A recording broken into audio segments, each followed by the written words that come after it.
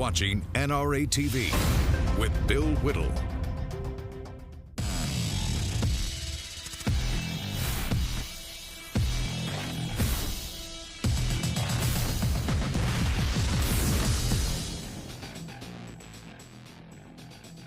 Hi, everybody. Welcome to the Hot Mike Show, live from Los Angeles. I'm Bill Whittle. Hot Mike can't be here today. He's having his, he's having something pierced. I hope to have him back by tomorrow. Today I want to talk about Christianity and the culture, the way that culture has changed an awful lot. That's pretty much all we talk about is how the culture has done an almost a complete 180-degree turn from the way it was even as late as the 70s or even the 80s. Christianity all throughout history in terms of, I'm talking about pop culture and American history now, has always been treated with a great deal of reverence. And you can remember TV shows in the black and white era with families would sit down and you'd often see them praying before dinner and so on. Same thing in the movies. The movies used to show Christianity in an extremely positive light. We talked just a couple days ago about It's a Wonderful Life. And that, of course, has elements, all of it. All of it. It's been there forever.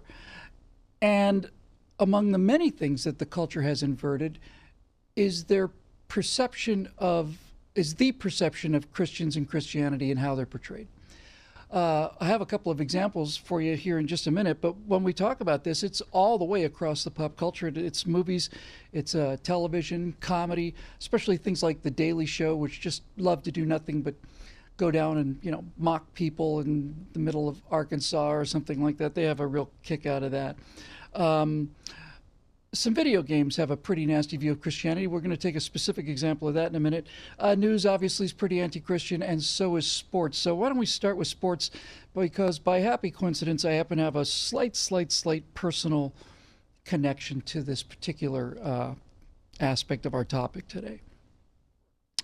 I want to talk a little bit about Tim Tebow. Tim Tebow, as you know, was the Florida Gator Heisman Trophy quarterback, and I know this because I was a Florida Gator myself. I watched him all throughout basically the entire time he played for the Gators. And Tim Tebow had a habit of praying before the game, and he would put biblical quotes on the blackouts underneath his eyes, and he did this routinely. Now, the pop culture, in terms of ESPN and Sports Illustrated and a lot of other football players, especially when he got in the NFL, basically said this is arrogance. That's pretty much what they said. They said this is arrogant of him to get down on his knees and pray and stuff before a game. He's showboating. He's calling attention to himself. This is from an industry where after you score a touchdown, you're expected to do a tribal dance of chest thumping and everything you possibly can to show basically that the warrior has made the kill, and so it's a little tough for me, given the quality of the end zone dances, which are superb, by the way, and are one of my favorite parts of pro football, and the absence of which is one of my favorite parts of college football. But to say that it's arrogant and calling attention to yourself, I think is a pretty thin excuse. Most professionals, I'm sure every professional in the sports business knows, and most of his fans know, I think probably most of the country knows, that Tim Tebow is a remarkable guy, a very devout Christian. My understanding is that he was, I think he was either expected to suffer from birth defects or perhaps was even scheduled to be aborted or something. He's a remarkable story. In any event, he's a devout Christian, and as a teenager, he went to the Philippines as a missionary. He did missionary work as a teenager and provided the kind of leadership on the field that I think is, just speaking personally, is unmatched. And I'll show you what I mean. What you're about to see is a clip from the 2008 Gator season, which I watched very closely. Having gone to the University of Florida, we were 0-10-1, by the way, when I first got there. Florida had previously won a national championship, but they'd never gone undefeated. And about midway through the season, in what should have been a pretty easy game against Ole Miss, the Florida Gators lost that game by 1 point, 31-30. After the game was over, there is the normal time for the post-game press conference, and that usually happens just in the time it takes for a player to get undressed and into some clean clothes and come out in front of the cameras. But in this particular case, after this game, there was quite a delay. I understand it was like a 45-minute delay. Tim Tebow came out speaking for the team, And he gave the most remarkable leadership speech I've ever witnessed personally in real time. And this has nothing to do with Christianity, but it has a great deal to do with humility. So let's just run 1 minute of Tim Tebow's post-loss press conference from back in, was it 2008? And I just want to say one thing to the fans and everybody in Gator Nation. I'm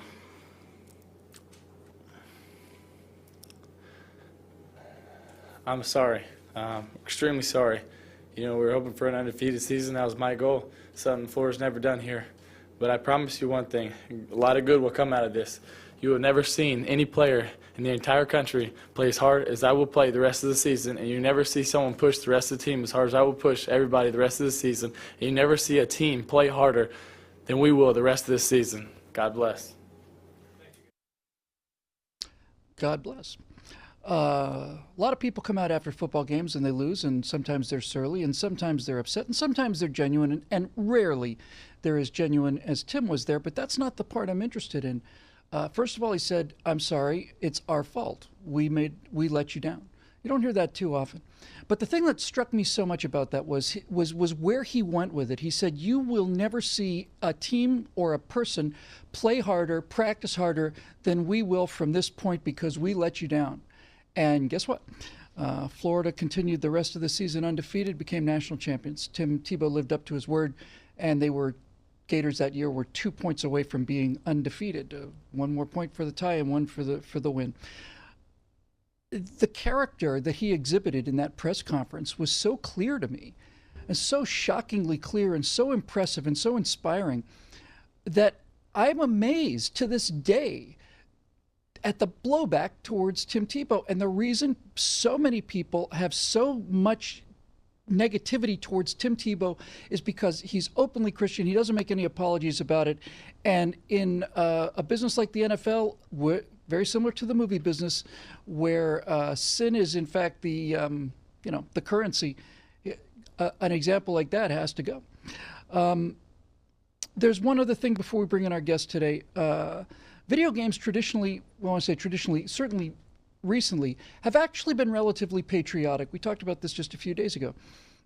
Titles like Call of Duty allow you to play American soldiers and usually reflect very well on the military and the military ethics and so on. And so most video games have had a pretty patriotic attack, at least the first-person shooter games. However, there's a first-person shooter game coming out. I first saw the trailers for this 6 months ago, and the second I saw the first one, I knew exactly what was going on. I want to set this clip up for you. It is a trailer for a video game. It's actually shot in the video game. That's how good the graphics are getting now. You'll see. And what this video game is called is it's called Far Cry 5. But in Far Cry 5, there's a villain come to an American town, and let's just see if we can figure out who the villain is, shall we? Something is coming.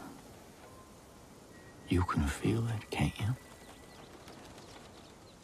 You can feel that we are creeping towards the edge. I know that you are out there. And I know that you are in pain. But my children, I'm here to tell you that suffering is a choice. And you can choose a better path. We want you. We accept you. And we will take you, willingly or not. And some of you may fight, but in the end, you will thank us. I am your father, and you are my children.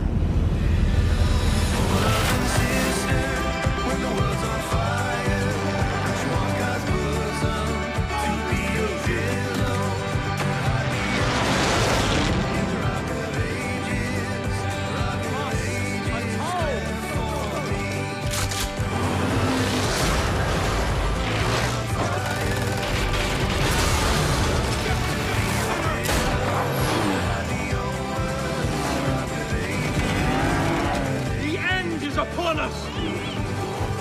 I shall lead you to the gate! For you are my children, and I am your father.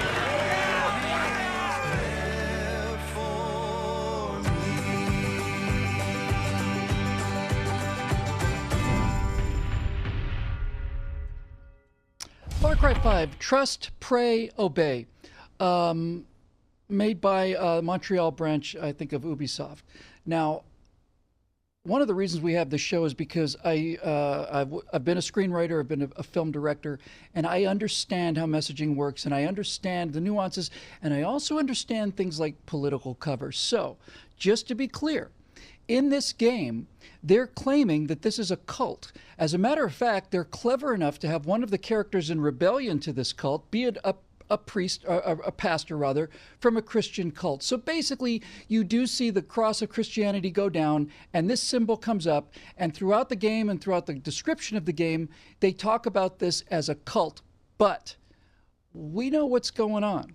Those are Christian churches. That was a baptism that person was being forced to undergo, screaming and yelling and kicking.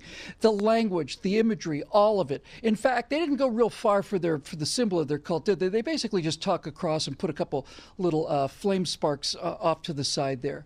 This is what they have done. They've set up a video game where there is an attempt to rally an American resistance, patriotic, regular Americans, guy who owns a auto shop and a woman who owns a bar. And they're going to go out there and they're going to kill these religious fanatics who are forcing them to their religion. And they've set it up so it's America versus Christianity. And I think it's very clear. It's clear to me. They can deny it all they want to. It's clear to me, crystal clear to me. That's exactly what they're doing. And furthermore, that's what they think about you. That's what these people think about you. They think you're a bunch of woolly rednecks sitting in a little church out in the middle of nowhere, going yeehaw and shooting your pistols in the air when you get a chance to forcibly convert somebody or shoot them if they leave your particular religious cult. Turns out there is a religious cult that will shoot you if you leave it, but it's not Christianity. So let's bring in our guest who we've had on before. He's a terrific guy. He's a former Army intelligence officer. He's got his own show called The Stephen Solomon Show. He's also a pastor. Stephen, good to have you back. It's always great to be with you, Bill. Good to see you. Thank you. And let's just get started with movies, Stephen. If you've been paying attention for the last 20 years or so, if you see a Christian, some kind of a minister in a movie, you have two choices. It's either going to be a pedophile Roman Catholic priest or a snake-handling Baptist lunatic. Yeah, absolutely. I think it's becoming more clear that Hollywood and pop culture in general is tolerant of everything but Christianity. And I single out Christianity because that is the one thing that our culture does not seem to allow any sort of wiggle room on. That if you are dyed-in-the-wool Christian, or if you believe in Jesus Christ with all your heart and you want to tell people about him, that you're the crazy person, you're the extreme person. And as we just saw in that video game, I think that was a great example of this. And as we see in movies and everywhere else, Christianity is the one thing in culture that is no longer allowed. It's sad. It's very sad, and it's going to have long-term effects. So you're absolutely right. It's not allowed. So let's just look back for last couple years or so. It's certainly in Europe, and to some degree here, Islam is calling for Sharia courts. Now, they haven't had much luck with them here, although I've heard in Michigan they're getting pretty close. But according to Islamic Sharia law, there are rules for how you can beat your wife and all of this. We don't have to go over this. We know what it is. But if somebody were to say, somebody who owned a little bakery, let's say, that somebody comes in and says, we'd like you to make a birthday cake for a lesbian wedding. Let's just get the facts straight here. The people who had that Christian bakery said, no, we'd be happy to do that. But they asked them to deliver it, and they said, no, we choose not to because our faith just tells us that this is wrong. Those people were national news for 2-3 weeks. That bakery was run out of business.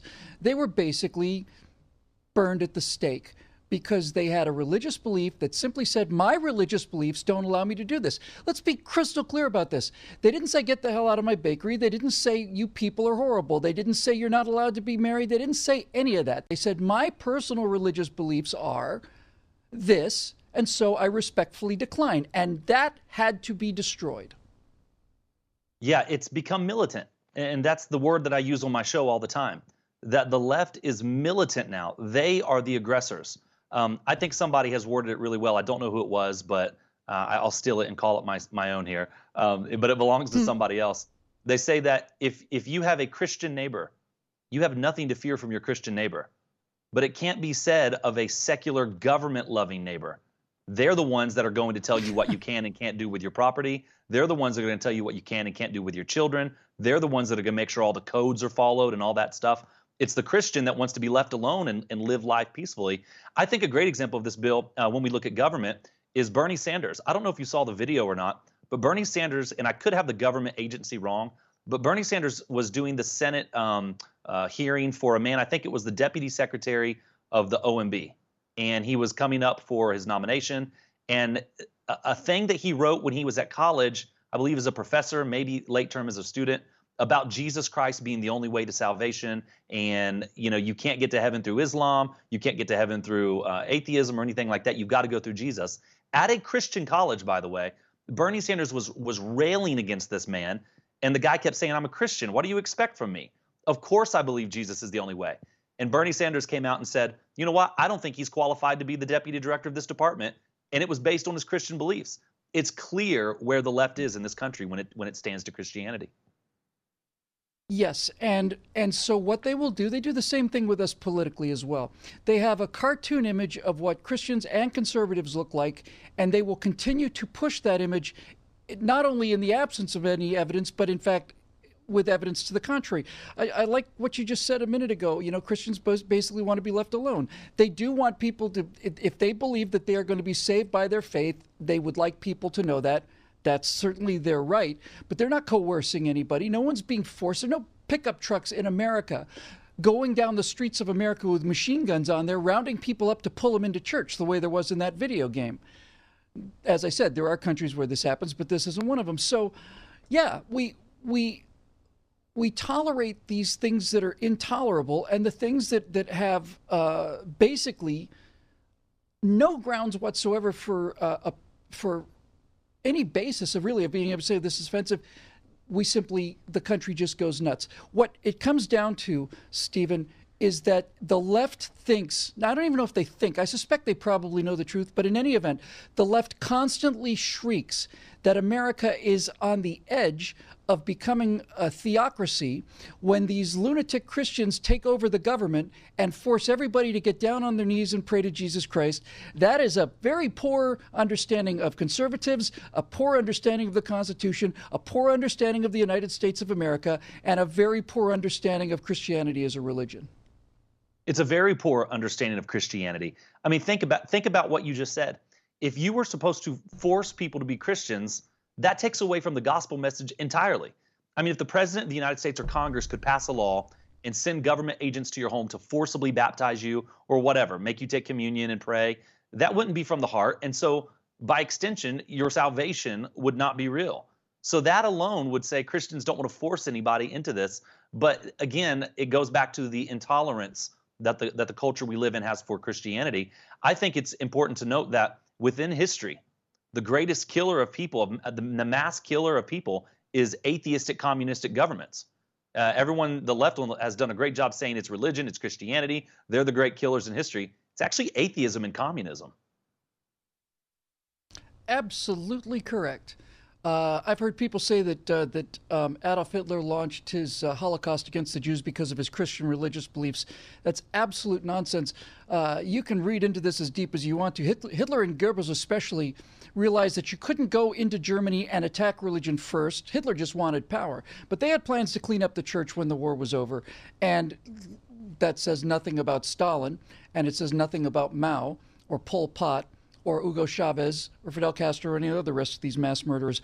We're going to take a quick 2-minute break, and when we come back, we're going to be talking with Steve Solomon and talking about the charges of hypocrisy against Christians that are leveled against Christianity in the culture. This is the Hot Mic Show. I'm Bill Whittle on NRATV. We'll be right back.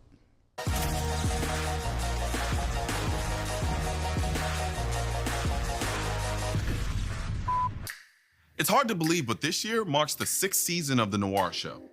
I've had a hell of a good time trying to put together the best take on gun culture I possibly can. And one of the best parts has been interacting with you, the fans.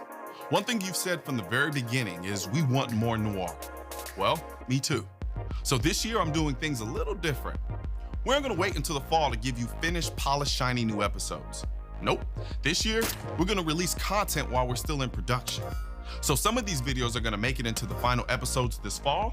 Others are only gonna be standalone. Either way, my goal is to give you exactly what you want.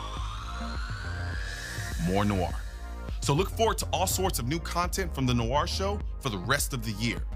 And I hope you enjoy.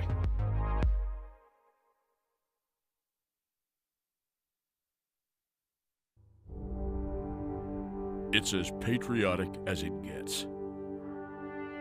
A gathering in the heartland of folks from all 50 states. Welders, salesmen, farmers, accountants, soldiers, first responders. Here, we're all the same. Here, we are all race fans. We are proud of our country, proud of our military, proud of our drivers. We proudly stand for our national anthem. And we have a great reverence for names like Yarborough, Earnhardt, Waltrip, and Gordon. Yes, there are other NASCAR races, but this one is special. 500 temper flaring, finger waving, ego busting 15-second laps. And deep into the warm August night, hardly a seat in the last great Coliseum will be used. You see, this isn't just a race. This is America's night race. The Bass Pro Shops NRA night race.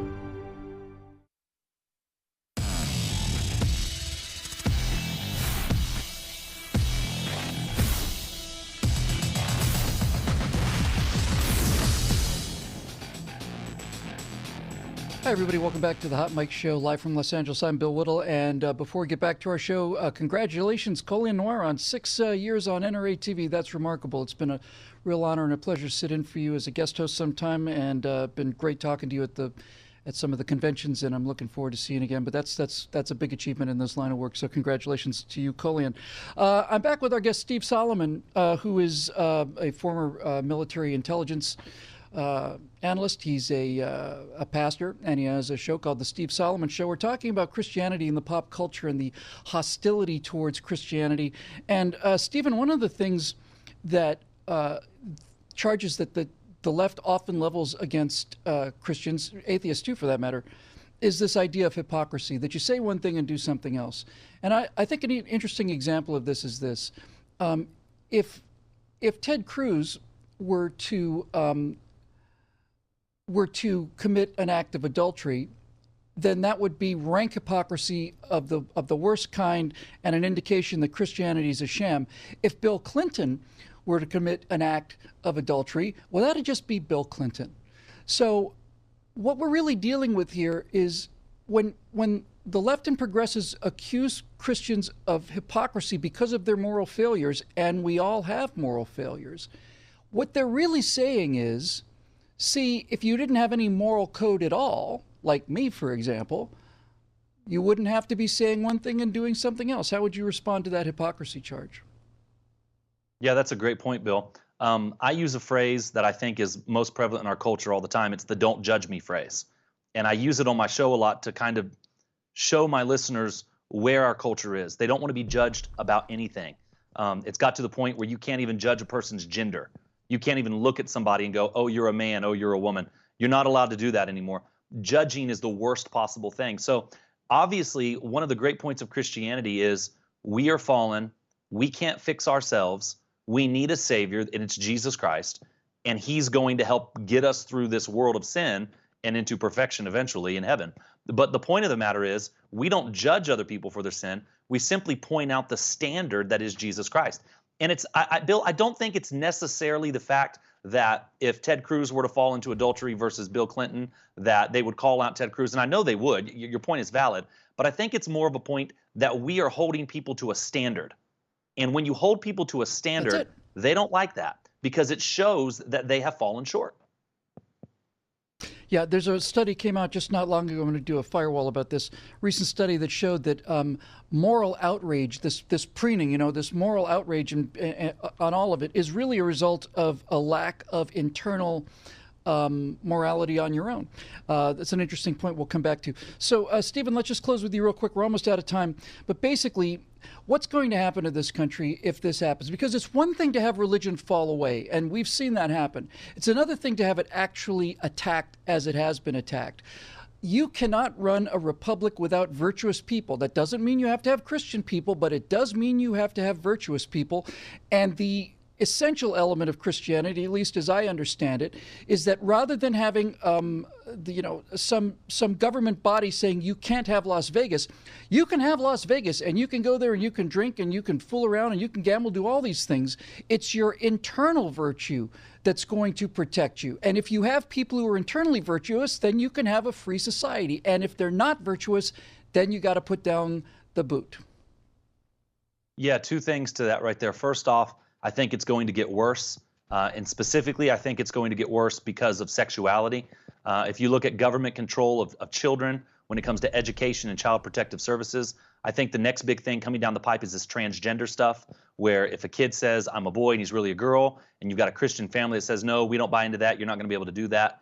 I think we're going to start seeing later on governments coming in and saying, you're abusing your child, we're taking them away from you. So that's the first point I want to make. The second point very quickly is every time in history that the church has been persecuted or has been beat down by the government, there's been a massive explosion of revival.